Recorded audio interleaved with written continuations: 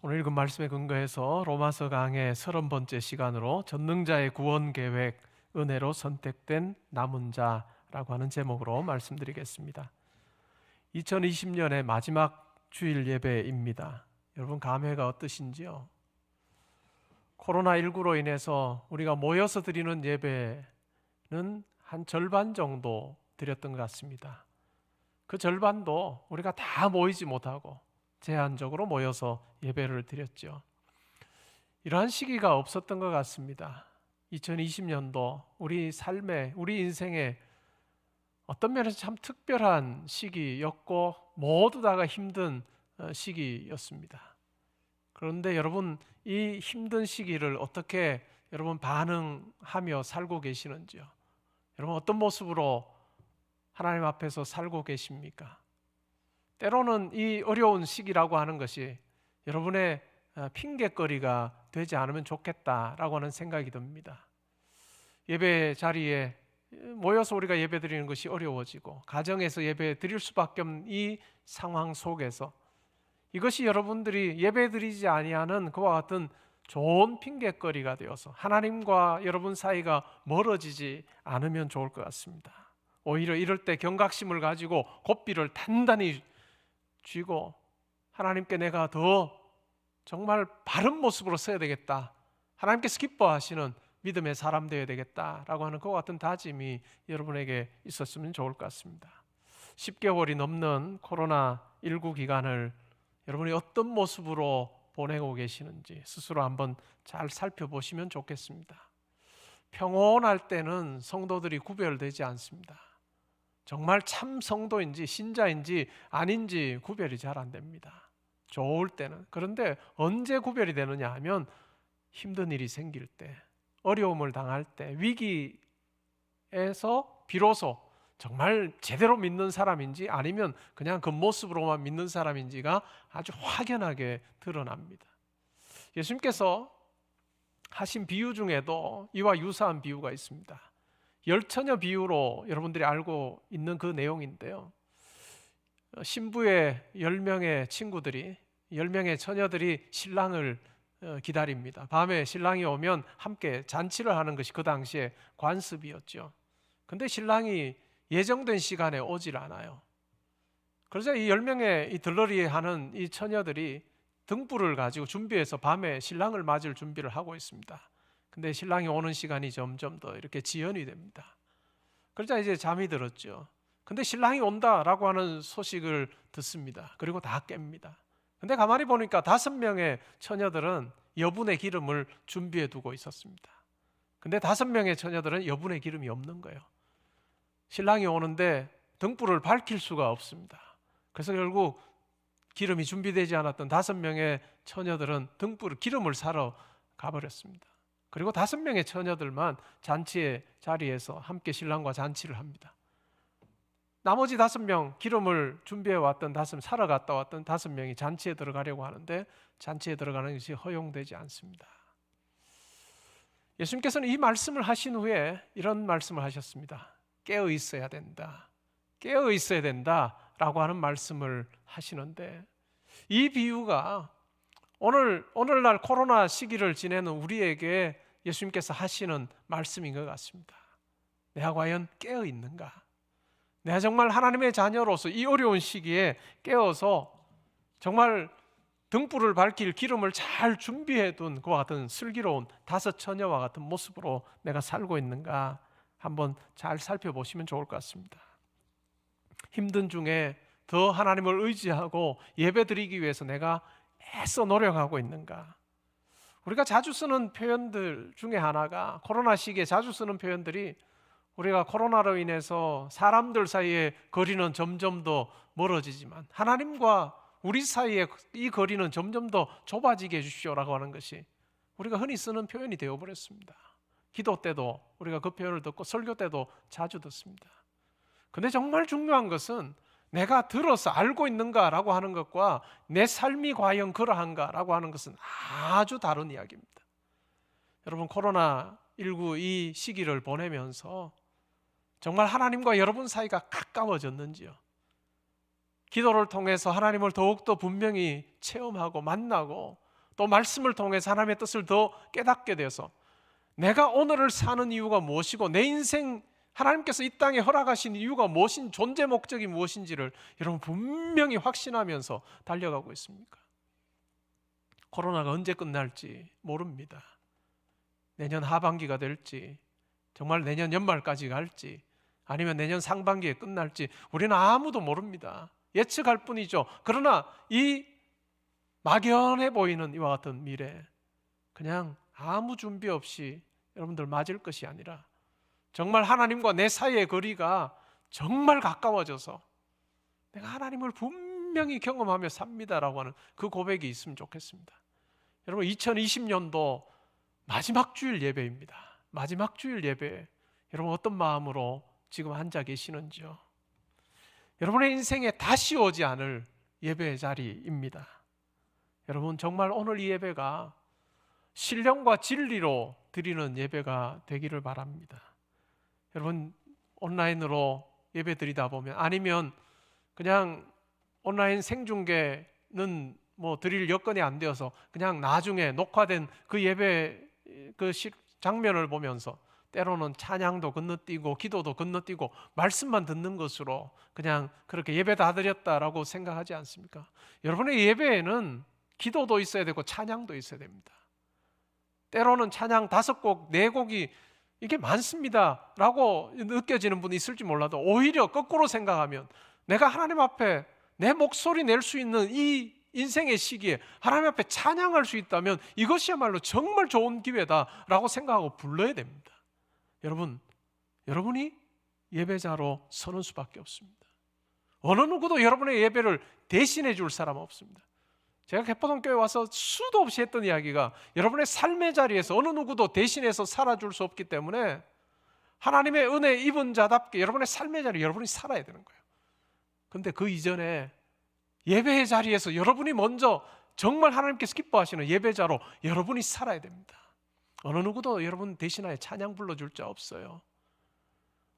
여러분의 인생의 시기에 언젠가는 찬양 부르고 싶어도 목소리 안 나오는 날이 있을 거예요. 우리 모두 다가 이 세상에서 다 걸어가는 길이에요.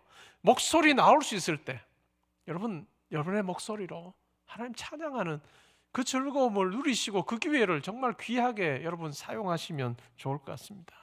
기도도 마찬가지예요. 기도할 수 있을 때 기도하십시오. 우리 각자가 드리는 예배 장면 만약에 녹화된 것을 여러분들이 본다고 생각하면 어떨까요? 그냥 말씀만 듣고 그냥 찬양도 건너뛰고 그냥 기도하는 것도 건너뛰고 말씀만 듣는 그것이 여러분의 예배가 될 수는 없을 것입니다. 저는 예배를 다 드리고 나서 녹화되어서 올라온 이 영상을 저는 매주 모니터링을 합니다. 제가 과연 어떤 식으로 예배를 인도했고 말씀을 전했고 찬양을 불렀는가 저는 항상 빼놓지 않고 모니터링을 해요. 그러면서 제가 느낀 것 중에 하나가 저는 아무래도 예배 사회를 보니까 예배를 인도하는 사람이다 보니까 그 다음 순서가 저에게는 항상 신경이 쓰여요. 예를 들면 장로님이 기도를 하시면 기도하시는 동안엔 제가 눈을 감고 기도를 합니다. 그리고 기도가 끝나고 나면 녹화된 영상을 보니까 제가 그 다음 순서를 위해서 제가 눈을 뜨고 있는 경우가 많아요. 저는 분명히 의도가 있습니다. 왜냐하면 다음 순서를 제가 맡아서 해야 되기 때문에. 근데 다른 분들이 보면 왜 기도 뭐 끝나고 이렇게 찬양이 나가는 동안 눈 뜨고 있지 하는 생각을 할 수도 있겠다 하는 생각을 해요. 그래서 요즘에는 그걸 알고는 끝까지 눈 감고 있으려고 합니다.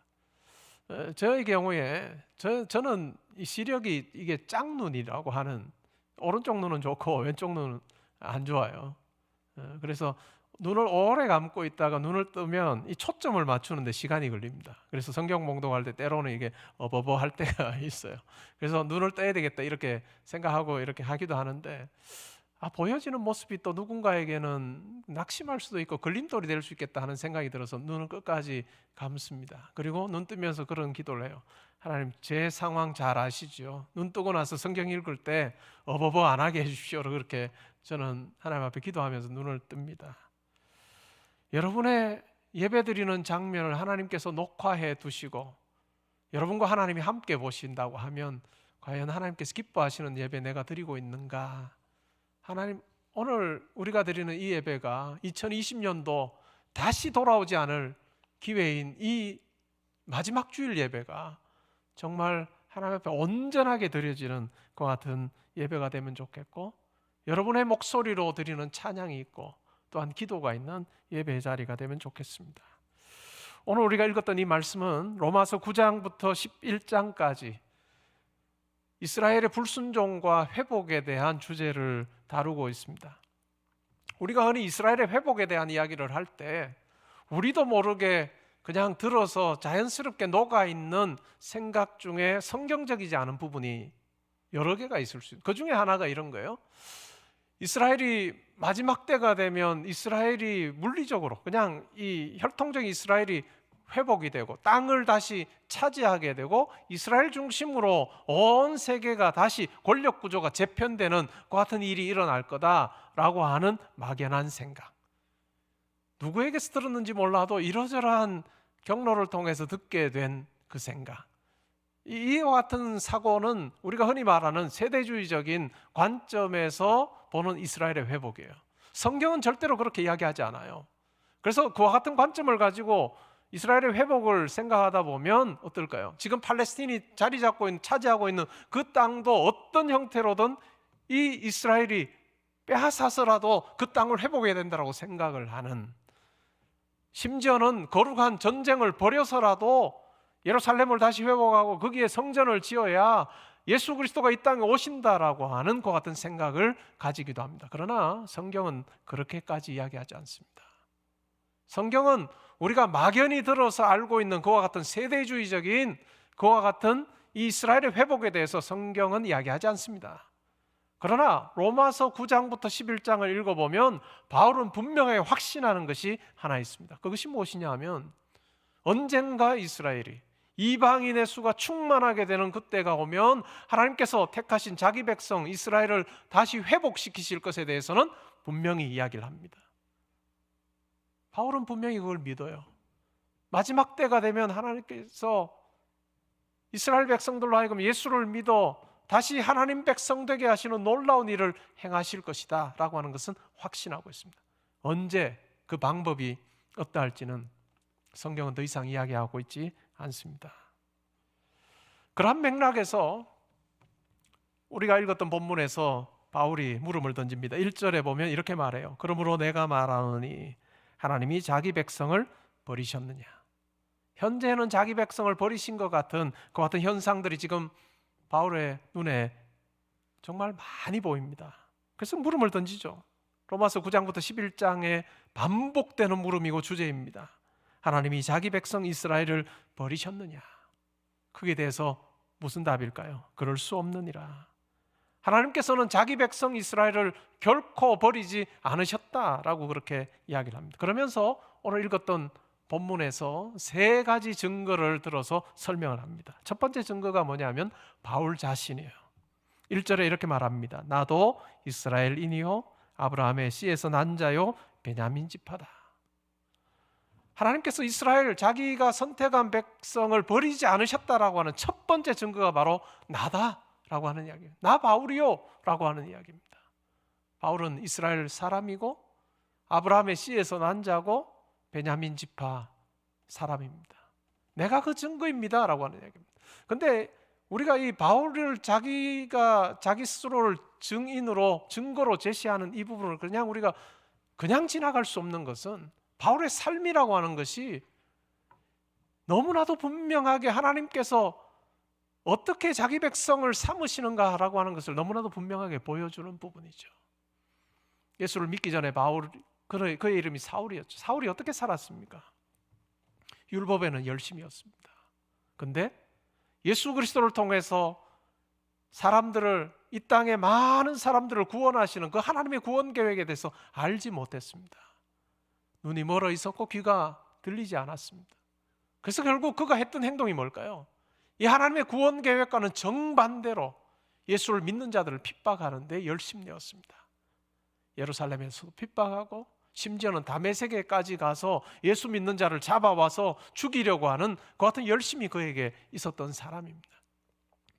하나님의 뜻과는 정반대로 살고 있는 사울, 하나님께서 그를 만나주셨고 예수 그리스도가 그에게 나타나심으로 하나님의 은혜 가운데 사울이 구원 백성 되는 이 놀라운 은혜를 경험했습니다. 그래서 바울은 그런 고백을 하죠. 자기 이름이 이제 헬라 문화권에서 주로 사역하면서 사울에서 바울로 이름이 바뀝니다. 이 바울이 편지를 쓸 때 이런 고백을 합니다. 내가 죄인 중에 괴수입니다.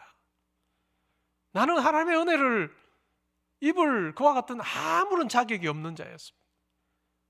교회를 핍박하던 자였고 예수를 핍박하던 자였고 하나님의 뜻과는 무관한 자로 살았던 나를 예수 그리스도 안에서 나를 건져주셨다라고 고백하면서 내가 죄인 중에 괴수요 라고 하는 그 고백을 하고 있습니다.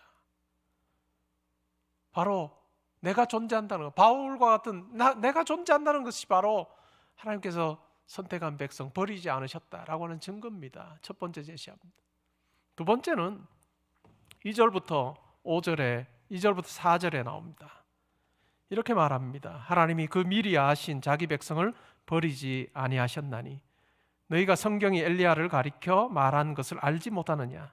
그가 이스라엘을 하나님께 고발하되 주여 그들이 주의 선지자들을 죽였으며 주의 제단들을 헐어버렸고 나만 남았는데 내 목숨도 찼나이다 하니 그에게 하신 대답이 무엇이냐. 내가 나를 위하여 바알에게 무릎을 꿇지 아니한 사람 7,000명을 남겨두었다 하셨으니. 열왕기상 19장의 내용입니다. 엘리야 선지자가 활동했던 그 시대, 그 시기는 영적으로는 이스라엘이 굉장히 어두웠던 시기입니다.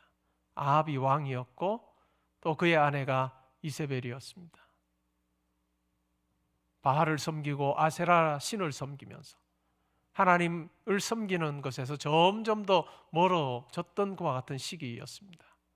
하나님을 위해서 제사 드렸던 제단을 다 허물었고 하나님의 말씀을 전하는 선지자들을 죽였고 이제는 엘리야가 느낄 때는 나 혼자 남았습니다. 근데 나마저도 죽이려고 합니다. 하나님, 이스라엘 백성들이 아합이 이세벨이 나를 죽이면 이 땅에 하나님 백성 사라질 겁니다 라고 하는 그와 같은 탄원을 지금 하고 있습니다. 그러한 때에 하나님께서 뭐라고 말씀하십니까? 내가 나를 위하여 바알에게 무릎을 꿇지 아니한 사람 7,000명을 남겨두었다. 엘리야의 눈에는 보이지 않은 7,000명입니다. 엘리야의 눈에는 절대로 보이지 않았던 이 7,000명을 하나님께서는 남겨두셔서 바알 신을 섬기지 아니하고 오직 여호와만을 섬기는 자들, 이 남은 자 7,000을 두셨다라고 하는 이야기입니다. 이것이 바로 하나님께서 선택한 백성을 버리지 않으셨다라고 하는 두 번째 증거입니다. 그리고 세 번째 증거가 5절에 나옵니다. 그런즉 이와 같이 지금도 은혜로 택하심을 따라 남은 자가 있느니라. 구약에서 이 남은 자라고 하는 표현은 여러 번 사용됩니다. 27번, 26번 정도 나오는데 흔히 남은 자라고 하는 이 표현은 아수르나 아니면 바벨론의 침공에 또 불구하고 그냥 살아남아서 그냥 포로로 끌려가지 않고 남아있고 신앙을 지키는 그 사람들을 이야기할 때 이 남은 자라고 하는 표현을 쓰는데 이 남은 자를 통해서 하나님의 뜻이 하나님의 구원 계획이 하나님의 놀라운 역사가 쭉 이어짐에 대해서 구약 성경에 여러 군데서 이야기합니다. 근데 오늘 이 5절에서 말하는 이 남은 자라고 하는 것은 바울 시대에 예수를 믿는 유대인 기독교인들을 의미합니다. 절대 다수의 유대인들이 예수를 거부합니다. 그럼에도 불구하고 하나님께서는 소수의 남은 자, 이 유대인 기독교인들을 하나님의 백성으로 부르는 그 같은 일을 지금도 행하고 계신다라고 하는 이야기입니다.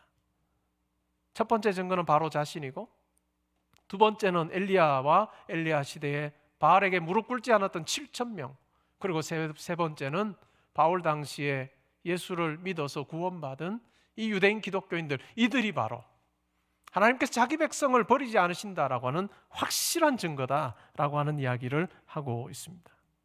그리고 6절의 구원의 원리에 대해서 설명을 합니다. 6절에 우리 6절 말씀 같이 한번 읽어볼까요? 시작. 만일 은혜로 된 것이면 행위로 말미암지 않음이니 그렇지 않으면 은혜가 은혜되지 못하느니라. 하나님 백성 되는 것은 행위로 되는 것이 아니라 은혜로 되는 것이었다. 나를 보시오. 핍박했던 나를 보시오. 그리고 7,000명의 사람들을 보시오. 그리고 지금도 예수를 믿게 되는 이 유대인들을 보시오. 그들의 행위로 구원받는 것이 아니라 은혜로, 하나님의 값없이 주시는 선물인 이 은혜로 그들에게 믿음을 허락해 주시고 나에게 믿음을 허락해 주셔서 내가 믿게 되었습니다 라고 그렇게 고백하고 있습니다.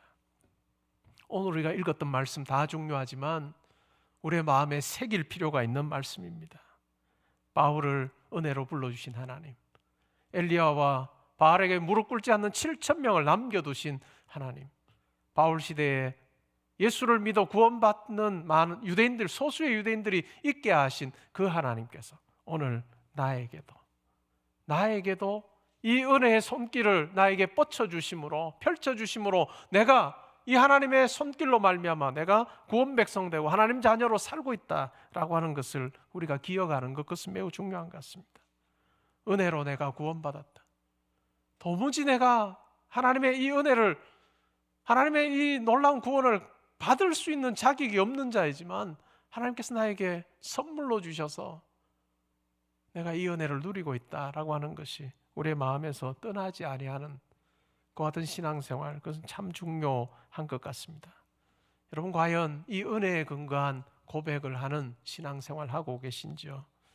이어지는 7절부터 10절까지의 내용은 이스라엘 백성들의 실패, 불순종의 모습에 대해서 이야기를 하고 있습니다.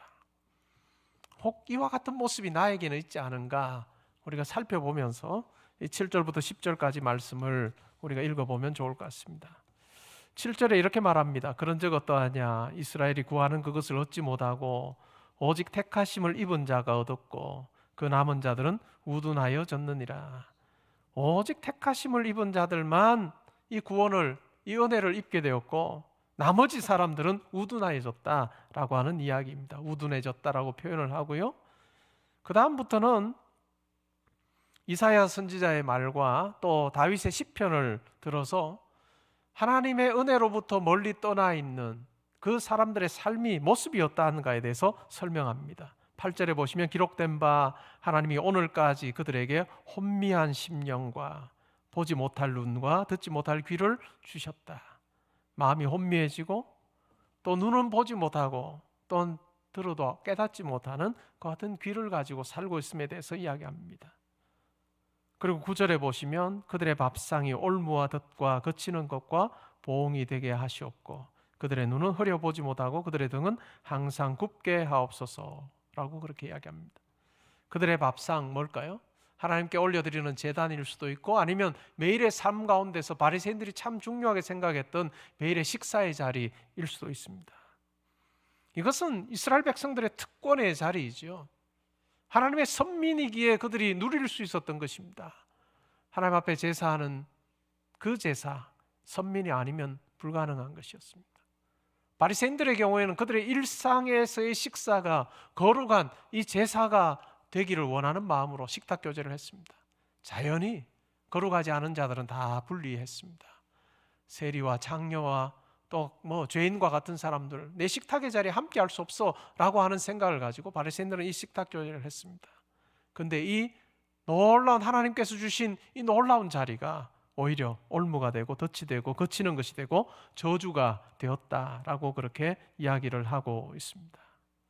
그리고 눈은 흐려지고 등은 항상 굽어 있습니다. 등은 굽어 있다라고 하는 이 말은 율법을 통해 무거운 짐을 느끼고 또한 율법을 통해서 마치 종으로 사는 듯한 그 같은 모습을 지금 그리고 있습니다. 하나님의 진리를 깨닫지 못할 때 그들에게 주신 좋은 것이 오히려 좋지 않은 것이 되어 돌아오는 그 같은 모습이 되어버렸습니다. 이것이 이스라엘 백성들의 불순종과 실패의 모습입니다. 우리가 이 7절부터 10절까지의 이 내용을 살피면서 은혜가 은혜되지 않을 때 일어나는 현상들을 보게 되고요. 이 현상들을 통해서 우리가 한 세 가지 정도 교훈을 우리가 생각해 볼 수 있습니다. 첫 번째는 사명이 특권이 되는 것을 주의해야 됩니다. 사명이 특권이 되어버릴 때 우리가 은혜의 자리에서 멀어지게 됩니다. 하나님께서는 이스라엘 백성을 선택을 하셨습니다. 그들의 수가 많아 선택한 것도 아닙니다. 그들이 지혜로워서 선택한 것도 아니고 힘이 세서 선택한 것도, 이건 구약 성경에 나오는 이야기입니다. 이스라엘 백성들이 선택받을 만한 아무런 이유가 없음에도 불구하고 하나님께서 선택하셨습니다. 그리고 출애굽기 19장에 보면 그들을 제사장 나라 삼으시고 거룩한 백성 삼으셨습니다. 제사장 나라가 뭘까요? 많은 나라들 중에서 하나님께서 이스라엘을 선택하셔서 다른 나라들이 하나님께로 나아올 수 있도록 하는 그 역할을 부여하셨습니다. 그것이 바로 제사장 나라예요.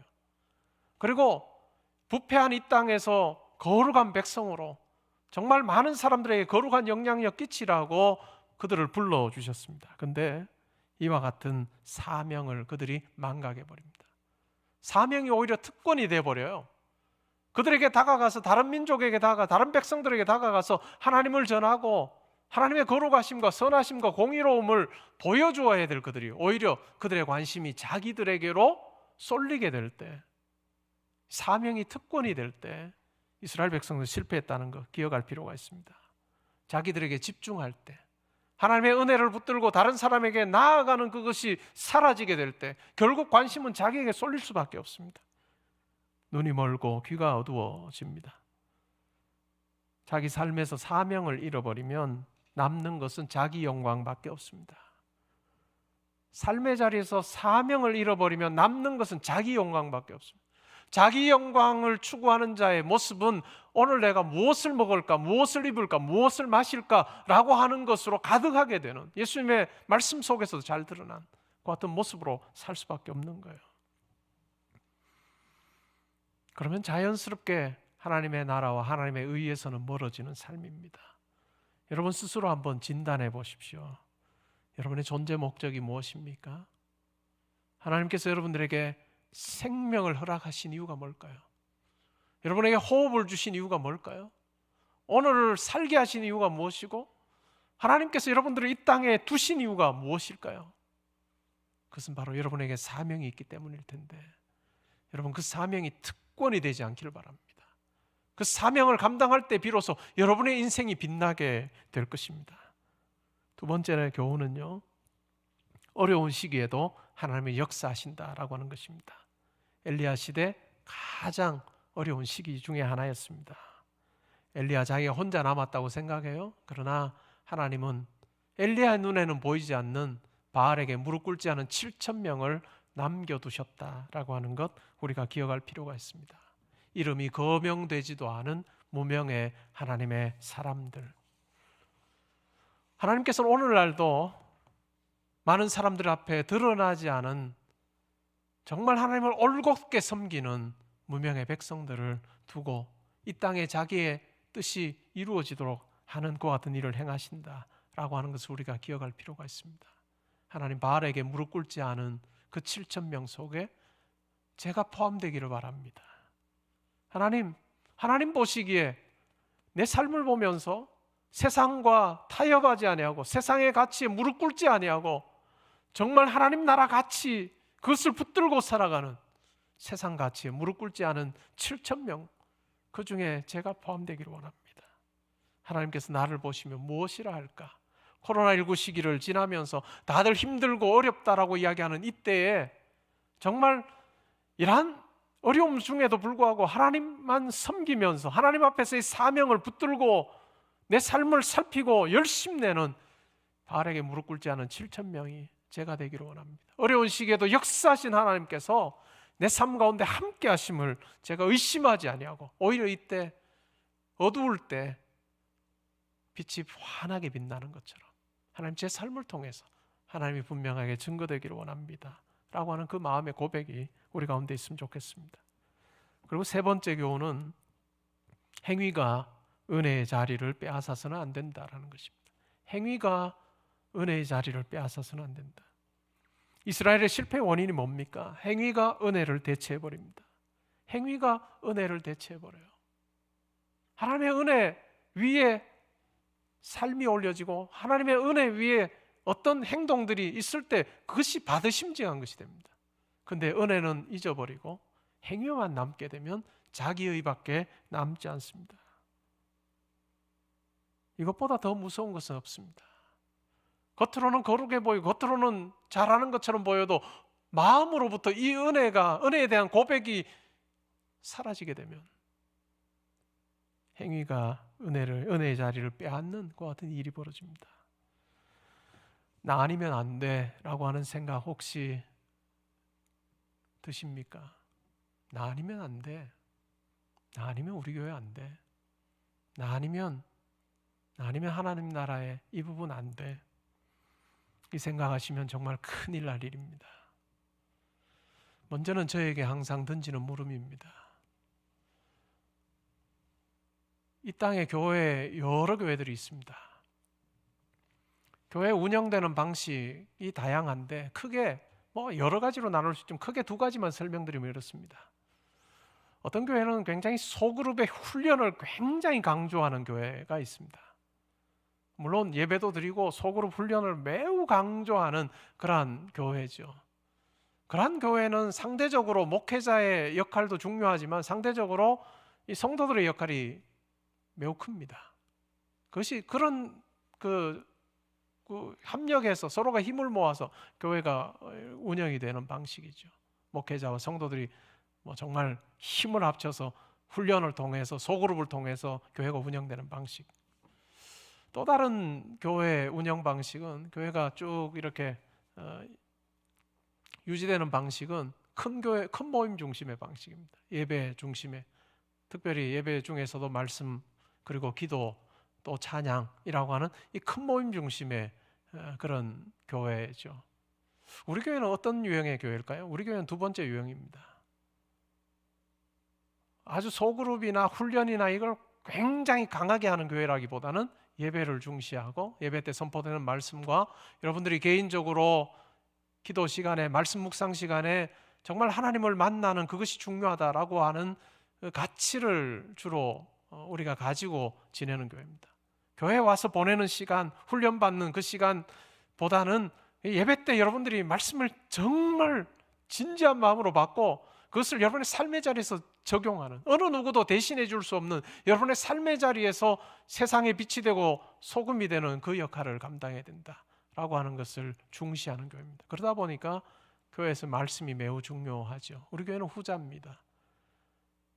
큰 모임이 중시되는 이 목회 스타일에서는 목회자가 누구냐라고 하는 것이 매우 중요합니다. 저에게는 항상 그 물음을 던집니다. 개포동교회 담임 목사로 사는 제가, 섬기는 제가 나 없으면 안 돼, 나 없으면 이 교회 흔들릴 거야 라고 하는 생각한다면 그건 정말 하나님 앞에서 죄악된 생각이다. 나 없이도 개포동교회 잘 운영될 수 있고 부흥할 수 있고 성장할 수 있다. 하나님께서 이 시기에 나를 불러주셔서 섬길 수 있는 기회 허락해 주신 것 정말 은혜로 생각하고 감사함으로 받으면서 내가 섬겨야 된다라고 하는 생각, 저는 여러 차례 다짐하면서 섬기고 있습니다. 먼저 저에게 하는 말이에요. 나 없으면 안 돼. 그 생각 우리가 버려야 될 것입니다. 교회를 섬기는 우리 중직자분들에게도 마찬가지일 겁니다. 장로님들, 안수집사님들, 권사님들, 성도님들, 집사님들, 나 없으면 이거 안 될걸? 그 생각 혹시 최근에 드신 적 있으세요? 내려놓으셔야 될 겁니다. 여러분 없어도 그 부분 잘 될 겁니다. 바리새인들이 특권의식 가지고 우리가 제일 잘 믿어 라고 생각하는 그들에게 예수님께서 뭐라고 말씀하신지 아세요? 너희 스스로 아브라함의 자손들이라고 그렇게 이야기하고 뻑이냐? 하나님이 원하시기만 한다면 저 돌들로도 아브라함 자손 만들 수 있다. 여러분 그 말씀 우리는 새겨야 될 거예요. 하나님께서 여러분들에게 섬길 자리를 주셨으면 나 아니면 안 돼 라고 하는 생각 여러분 추호도 하지 말고 하나님께서 은혜 주셨으니 내가 은혜에 감사하며 이 사명 잘 감당하겠습니다 하는 그 마음으로 섬기면 좋겠습니다. 나보다도 더 잘 섬길 수 있는 자가 있음에도 불구하고 나를 이 자리에 세워주셨으니 하나님 제가 은혜의 임을 알고 제가 잘 감당하겠습니다. 그 고백이 우리 가운데 있으면 좋겠습니다. 그러기 위해서 필요한 것이 겸손으로 허리를 동이는 것입니다. 겸손으로 허리를 동이며 우리가 살아야 될 것입니다. 납작 엎드리지 않으면 죄악된 본성을 지니고 있는 우리 언제 우리의 행위가 이 은혜를 그냥 다 밀어내버릴지 아무도 모르는 것이 우리의 모습입니다. 겸손은 그냥 내가 겸손해져야 되겠다라고 하는 것으로 가능하지 않을 거예요. 겸손은 기도가 있을 때, 말씀을 묵상할 때 비로소 우리 가운데 주어질 가능성이 큽니다. 나보다는 정말 비교 불가능한 전능하신 하나님께서 내 아버지시고 내가 그분 앞에서 그분의 지혜와 능력을 구하는 자로 살고 있다라고 하는 것을 기도의 자리에서 체험할 때 비로소 겸손할 수밖에 없는 자로 삽니다. 그리고 말씀을 묵상할 때